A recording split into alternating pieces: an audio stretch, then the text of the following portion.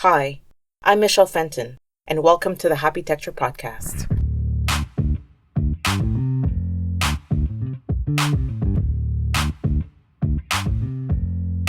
What would it take to develop resilient, sustainable communities? How do we design cities that support our collective happiness? Join me as my guests and I discuss how we can plan, implement, and foster places that allow us to flourish and grow.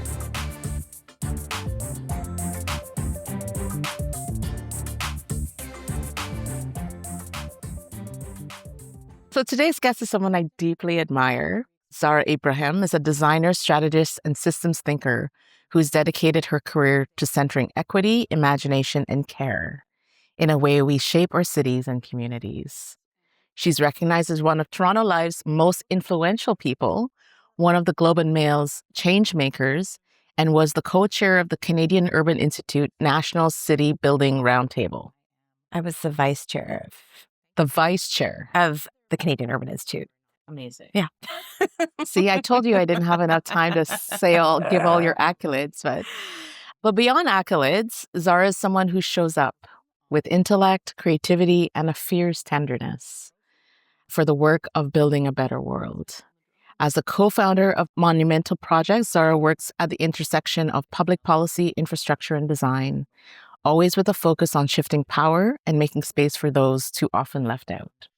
In today's conversation, we explore design as a tool for joy, grief, and belonging, and what it means to work inside complex systems while holding on to hope, and the small everyday actions we can all take to bring happiness to the places we all call home. Thank you, Zahra. I'm so grateful for you being here. What a touching bio. Thank you for that. That was so generous, and I feel Like so I seen. said, I feel seen. It took a while to whittle this down because the whole thing could have been just about your accolade. But I have an aversion to lists of accolades, which end up being our bios. Yes. It tells you nothing about the work one is trying to do in the world, and you really beautifully captured Thanks. the work I'm trying to do through the many different channels and platforms and organizations. I know we're getting off topic right off the bat, but I like it. I just think sometimes when we start to list our bio, we miss the real thing. 100%. And we can miss the work. Yes. We can miss the important work. And one of the things I try to do in the Happy Texture Project, to various degrees of success, is just to bring that attention to how people show up and why the work is important because they show up in the way they show up, right? We tend to love our guests because of not their bio, but who they are, and that takes a particular kind of seeing, right? Like seeing, I think what's so brilliant about the premise is also that you're forcing yourself to look a bit closer, even to efforts that are incomplete. You can still see so much in what was being attempted in those efforts, even if they don't express themselves. Yeah. And what a way to do it coming from the orientation of an architect, which is all about completion. Well, it's interesting that you should say that, because I think our education, it's kind of funny. I'm sort of bouncing between this idea of completion and this idea of leaving room for the next story to be told. Yeah. And that is the straddling of my architecture practice and my facilitation and community engagement practice. Cool. And one of the things I had to unlearn when I started doing facilitation and training for facilitation is to let go of the idea of the completed project. Yes. And to embrace the uncompleted project because of the possibility and the magic in the incomplete. Well, that was hard to do. It's like that phrase, emergence is where momentum meets possibility. Yeah. Right. And so it's like the momentum is what you can control. The possibility is what you can't control. And sort of the alchemy of those two mean that things happen that you couldn't have planned, which typically are really, they can go both ways. But I think in the process of trying to make good change and bringing the right people together to do something, I think if everything that we created was purely what we could conceive of, I think the world would be very boring. And also frightening, to be honest. 100%. Because there's all kinds of people out there. Exactly.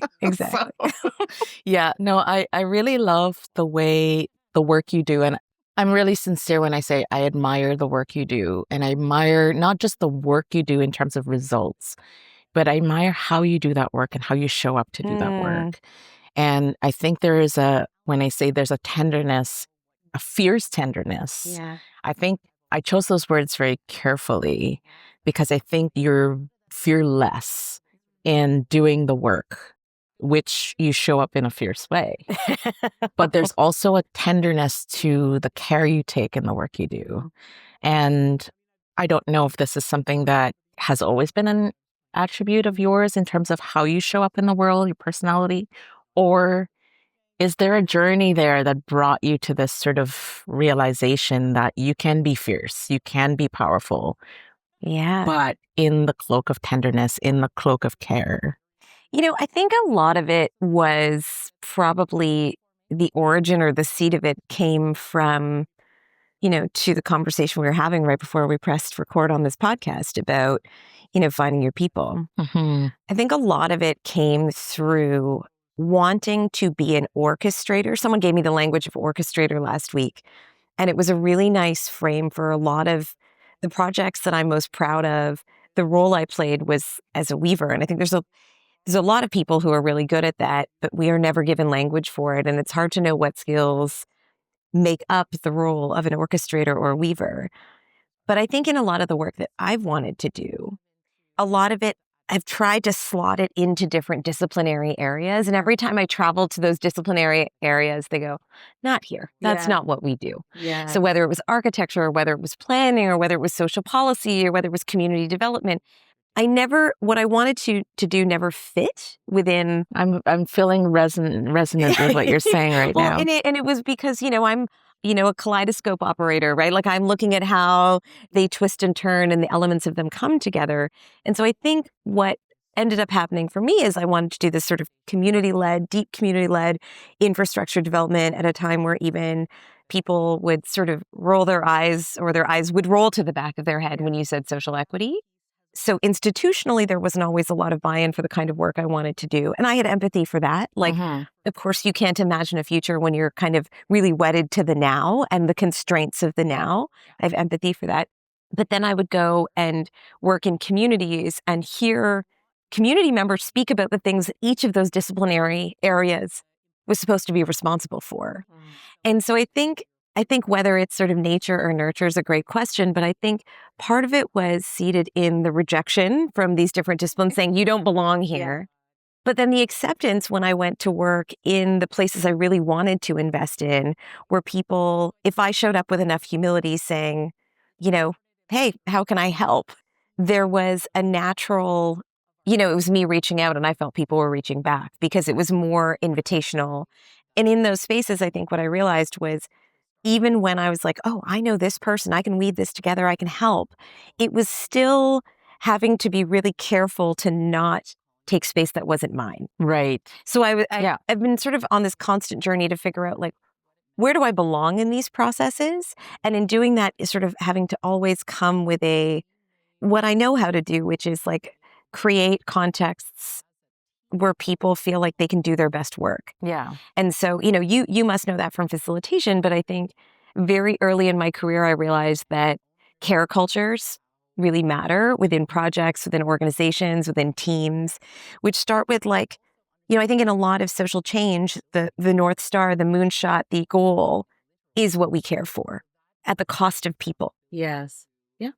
I mean, that's been the status quo for a long time. And to your point, it's difficult to walk in a room and say, hey, I have a different idea. It's so difficult to walk into a room, and especially around social change, and especially when that idea involves, a level of care for ourselves, which seems self-indulgent, right? And, bell hooks and Audre Lorde, and like they all came before us. We're all like standing on the shoulders of those beautiful giants. And I think when I landed in Toronto, it was a really difficult time for the city. It was the year of the gun, highest incidences of gun violence the city had seen. I'm almost positive we've come pretty close or surpassed that in the 20 years since. But I think what felt right for me in that time was saying we don't have to harm ourselves more to participate in the change that is deserving, that these communities so deserve. And so in all of the work that I've done, organizations I've led, projects, volunteer work, it's always about, okay, who are we and how do we take care of each other? What do we need to do well? And then what does this project need to do well? And what are the different care structures this project needs? And then it's everyone else and everything else. I like that scaling because I had this epiphany the other day that perhaps it's just the way I've shown up in my life where I have a very outward projection of care, often neglecting my own self-care. And I've been exploring a little bit on this idea of self-care and what it actually means. Like, self-care is not spending money, or self-care is not buying a new coat, or like, what is really self-care in the context of serving others and in the context of what do I need to do to care for myself so that I can serve others. Yeah. I had to put that in service of others because I found the idea of I'm massaging the idea of self-care to be not a selfish act, but something of a service act, right? And the things you're talking about, I love the scaling of it because it starts with this sort of your sense of belonging. And then how do I make that circle a little bit bigger so that this group now feels a sense of belonging and the bubble gets bigger and bigger and bigger. So let's start with your sense of belonging. You mentioned it a little bit and you didn't really belong in all the spaces, but now you're fully belonging in this project you're leading. Yeah. And then how do we scale that? Well, I think part of what keeps me curious and maybe tender, defined by, like having to move sort of gently, is I think my role continues to evolve in the world. I don't think I have a static role.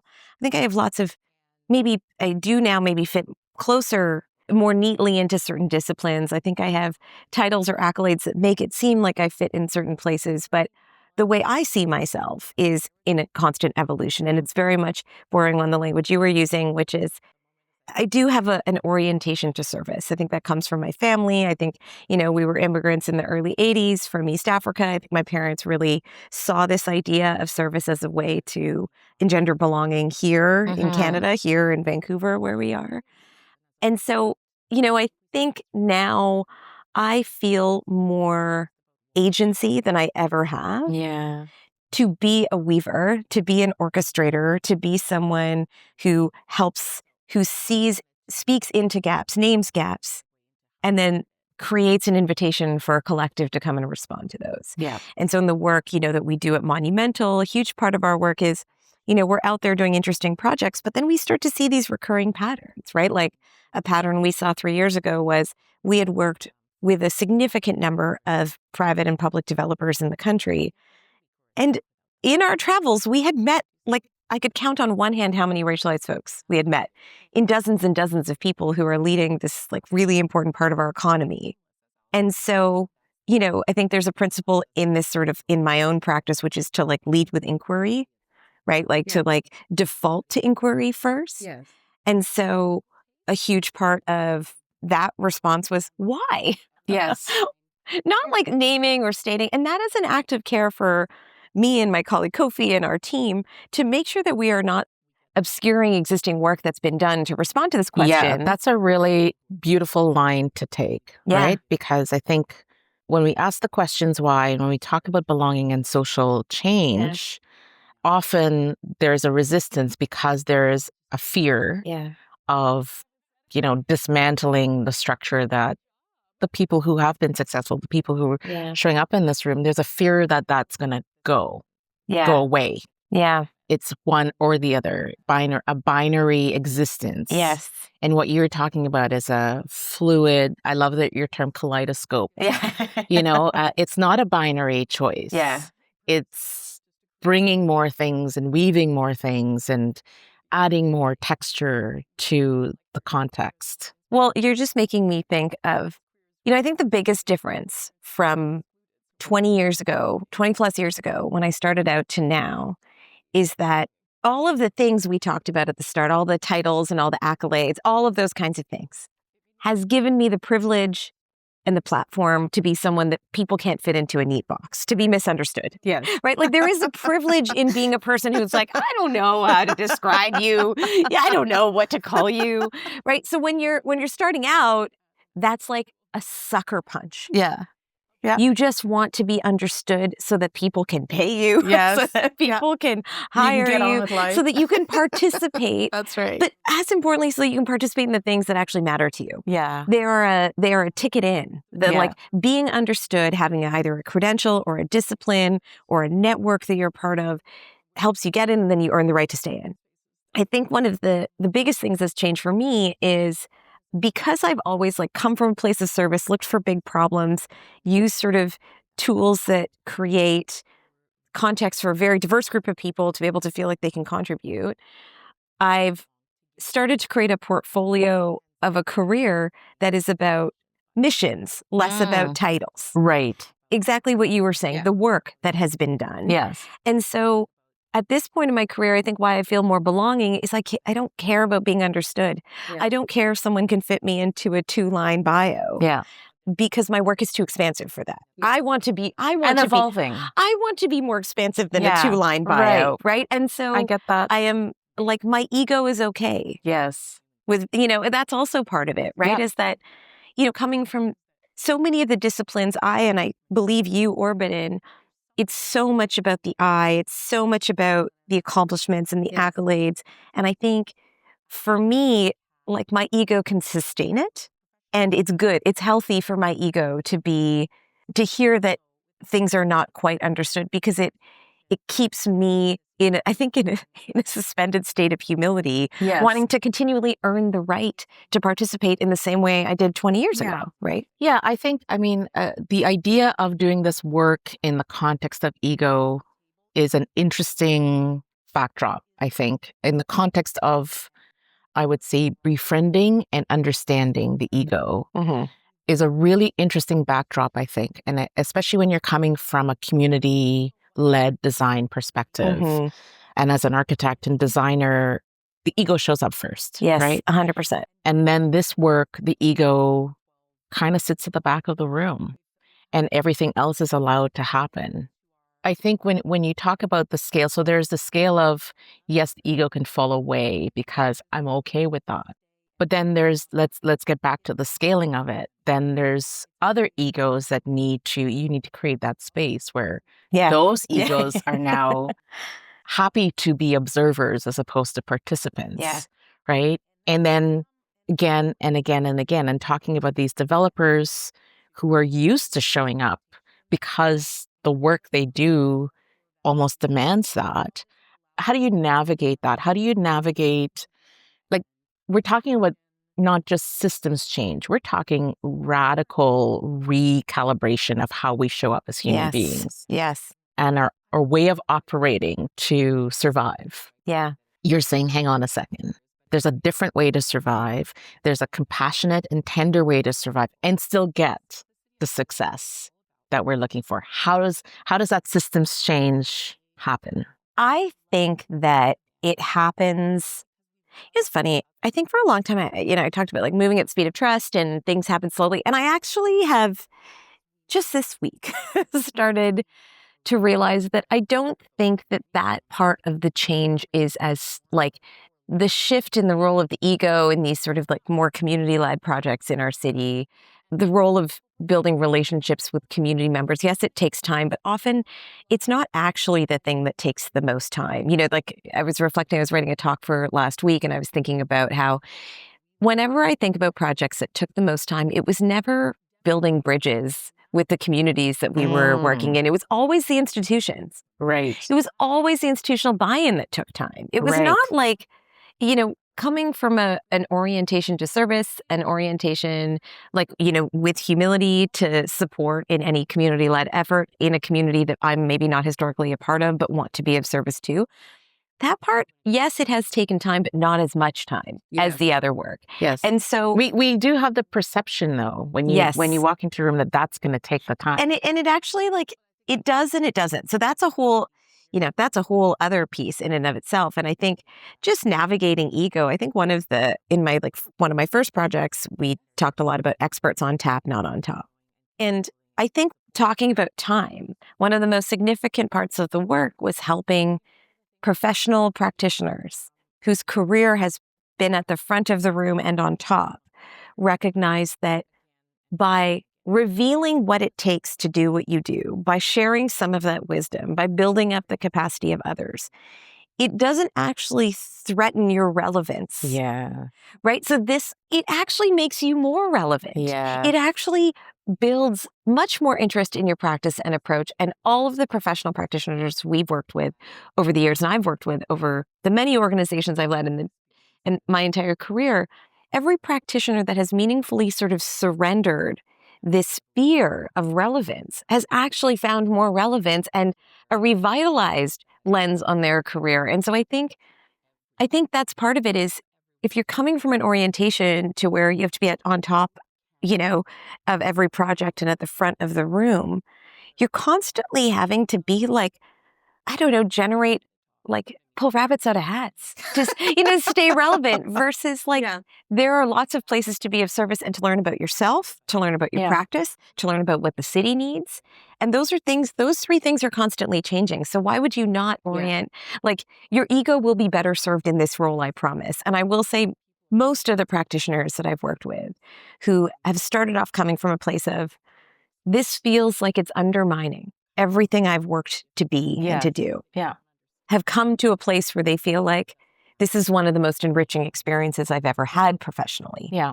I mean, I can speak very personally to this journey myself because I feel that relinquishing my own ego and working with it as opposed to it working me, my practice has become a lot richer. Of course. Certainly more joy-filled. Yeah. There is a magic that unfolds on a daily basis in the work I do, which I can't say that was true with the traditional architectural practice or with the practice where the ego was the lens through which I looked through for everything. It's been a powerful shift for me. I think my clients are definitely happier. Yeah, of course they are. And are my collaborators and my team.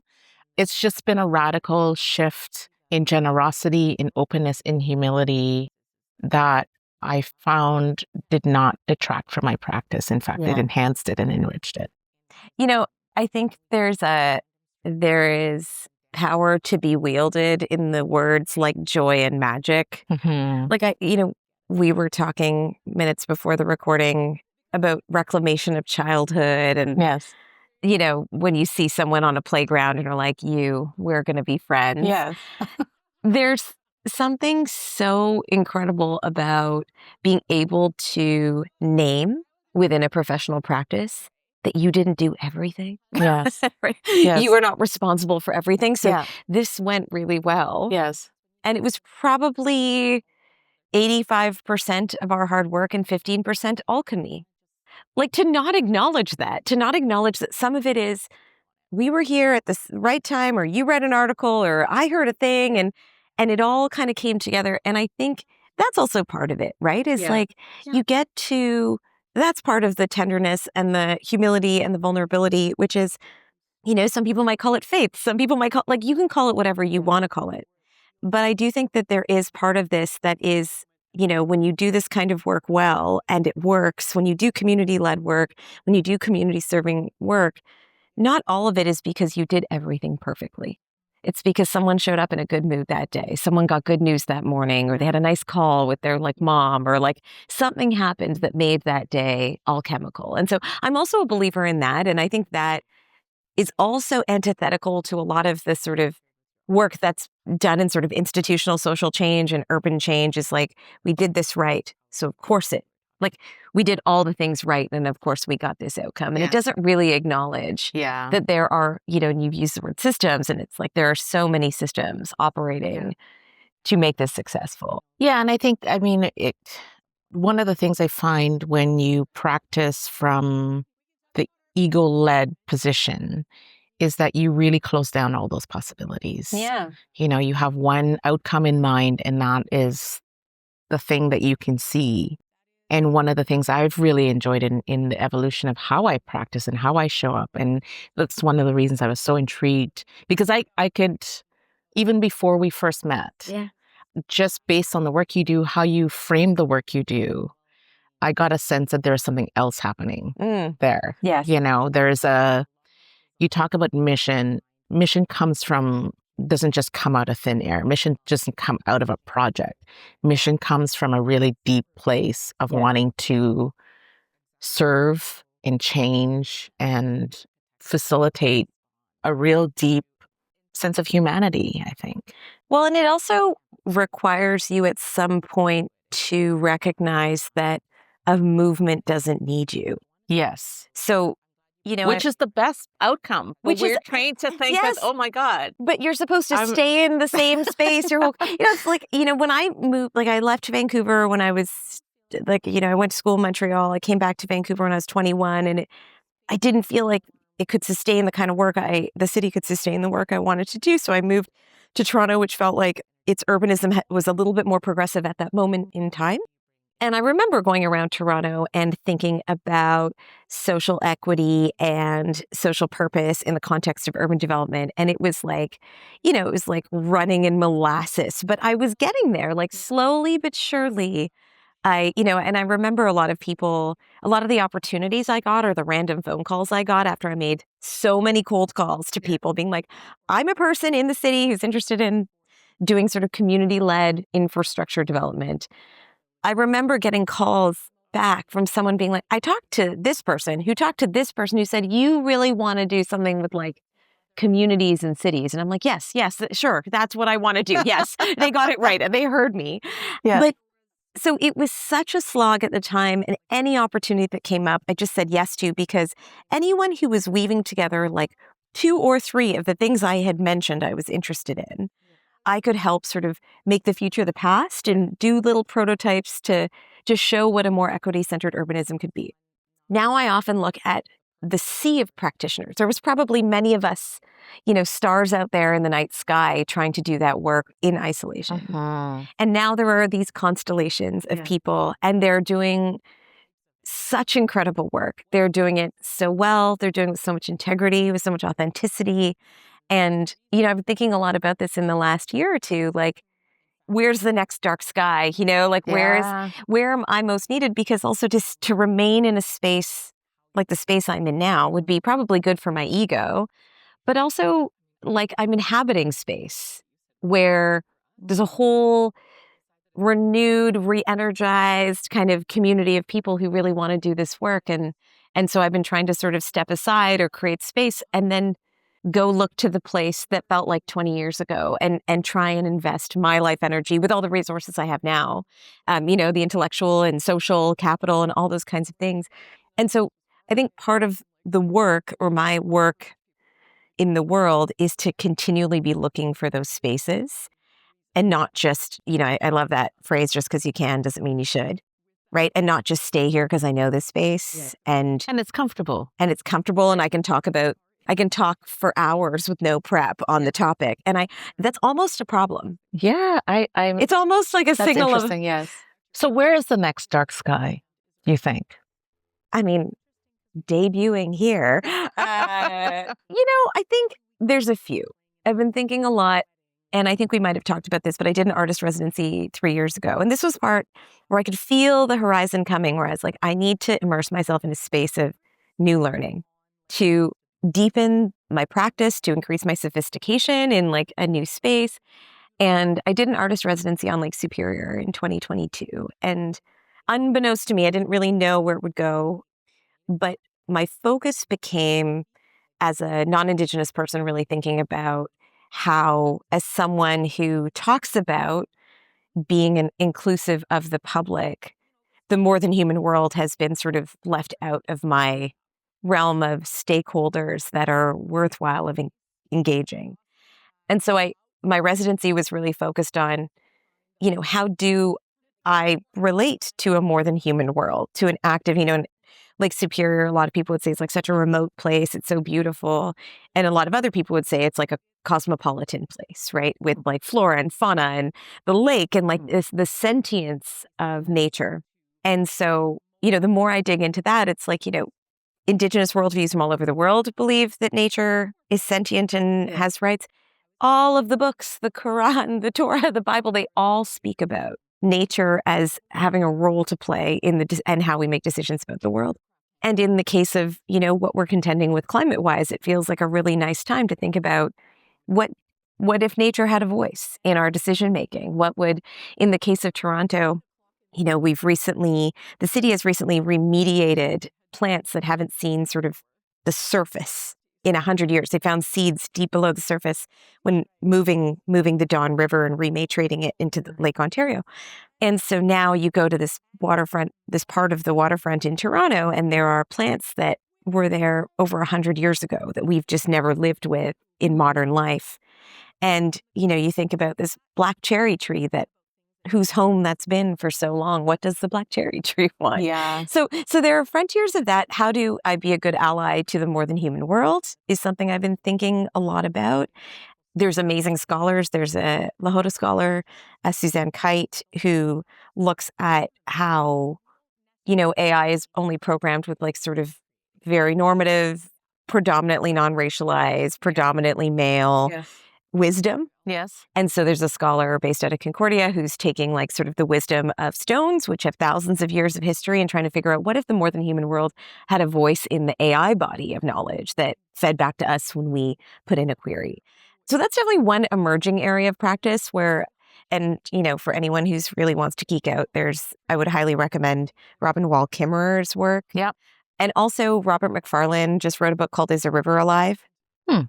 And it's a really we'll put beautiful, that in the link so that people can get it, access to it.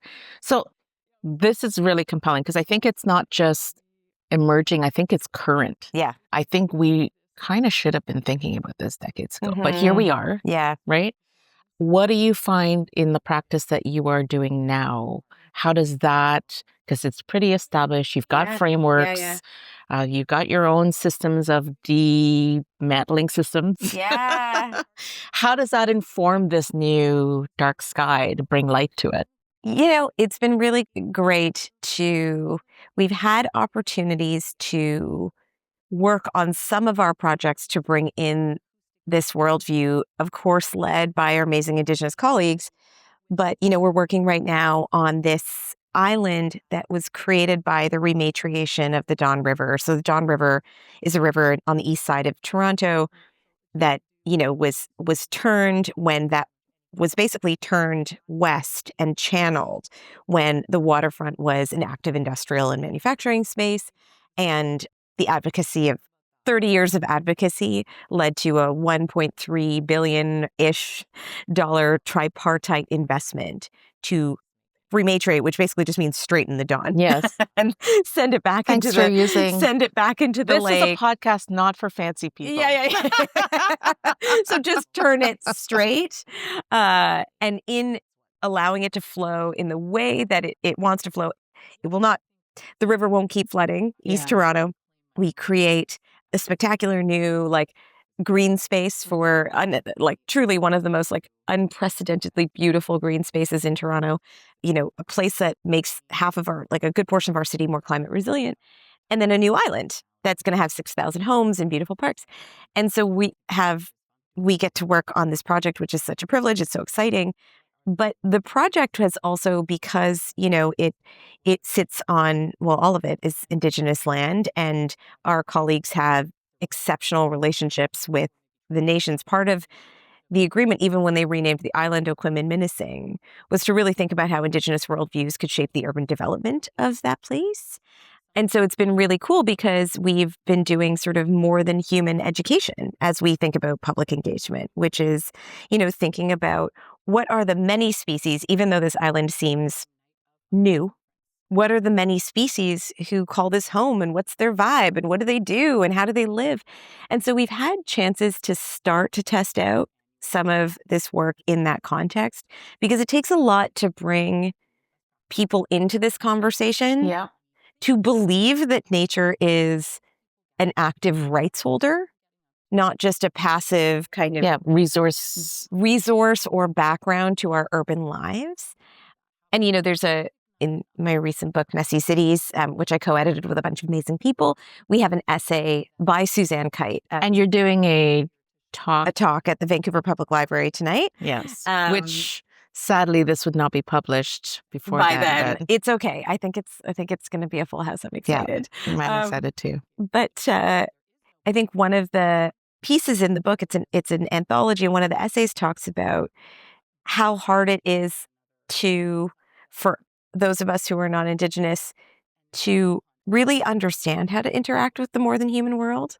Like if you read about trees and you read about rivers and there's all sorts of communication. Like trees are so smart. They talk to each other. Yeah. They're like communicating all the time, taking care of each other. Yeah. And it's really hard to believe that we could communicate with them. So it requires like a different orientation to our world. Yeah. And it requires you to be a bit like more playful in your orientation. Mm.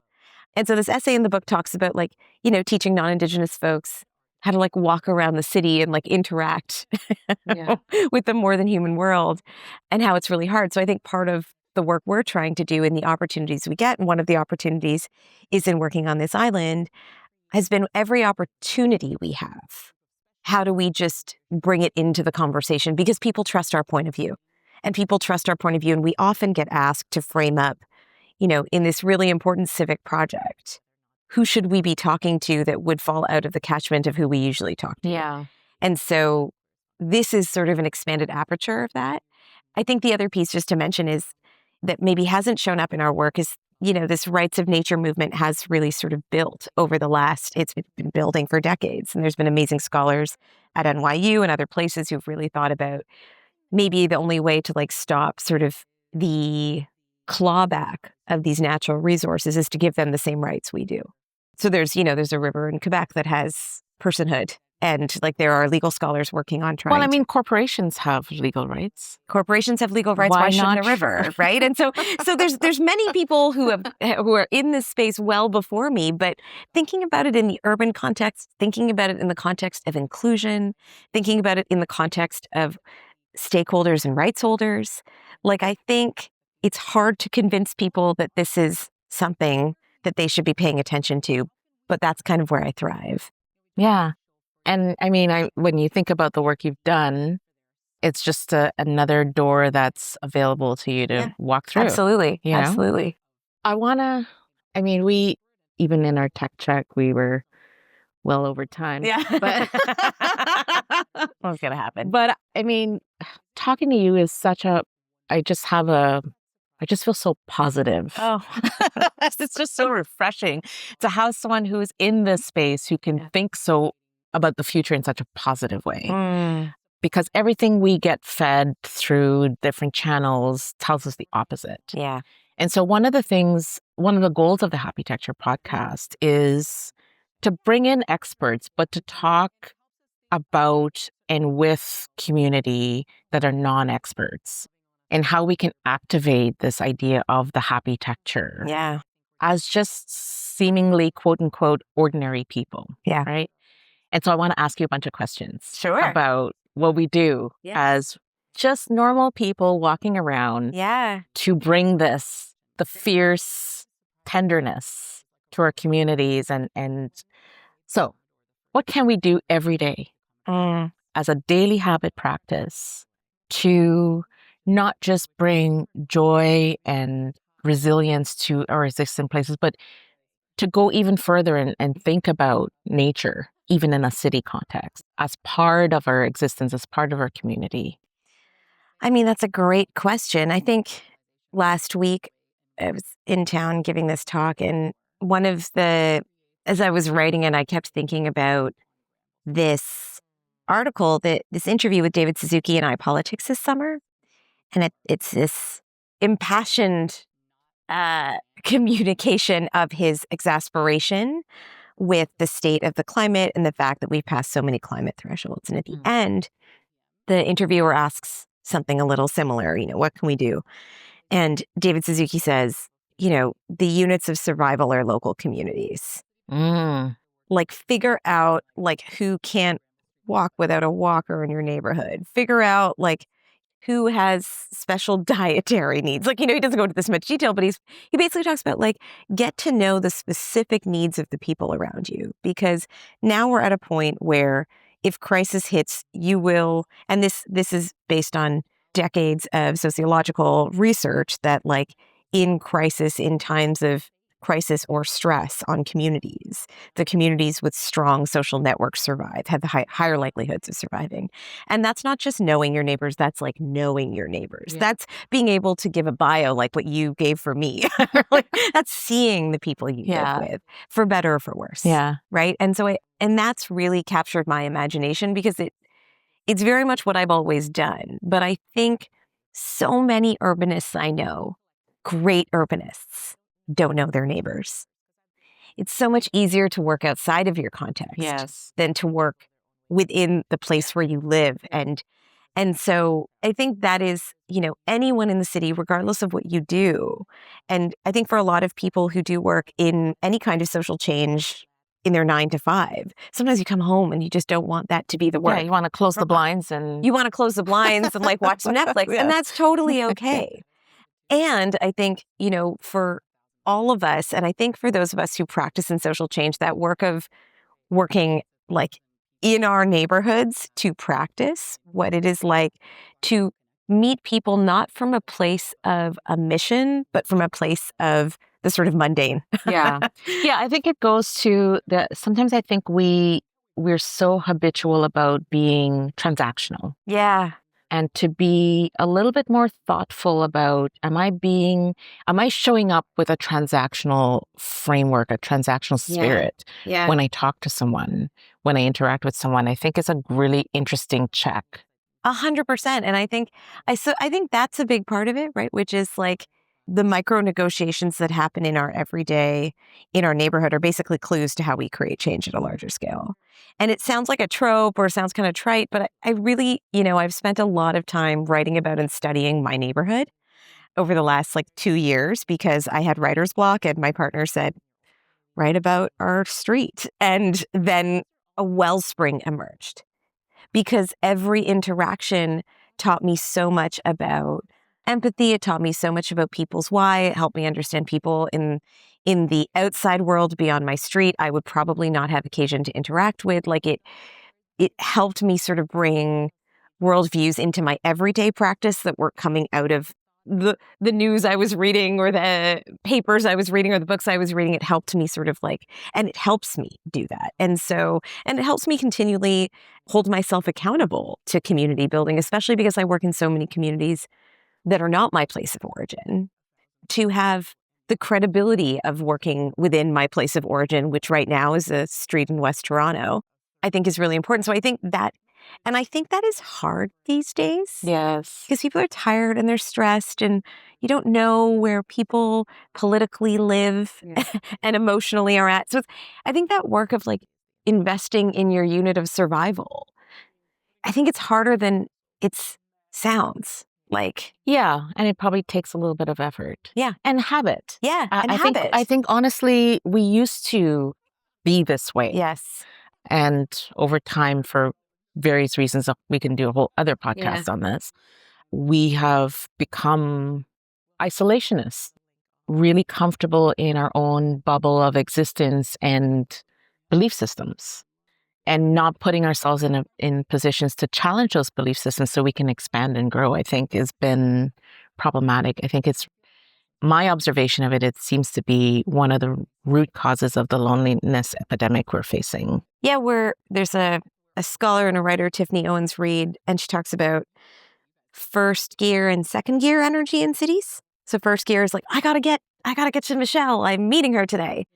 So I have I'm fully focused on whatever it takes to get to you on time. I am not looking for a distraction, and I'm not delighted by distraction. Right. I think I went by the ocean in public art this morning.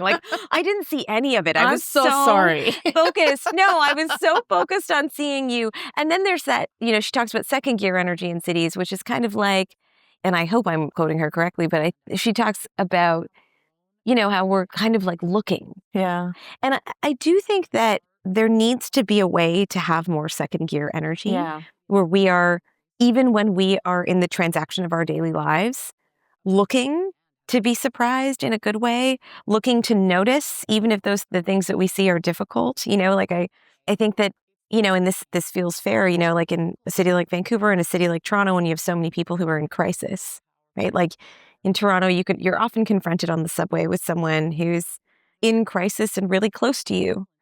And it's really hard to channel empathy and feel safe in those moments for a lot of people. And then, I remember doing a de-escalation training years ago, and they were like, 99% of the time, people don't want to hurt you. They just are expressing themselves, right? Yeah.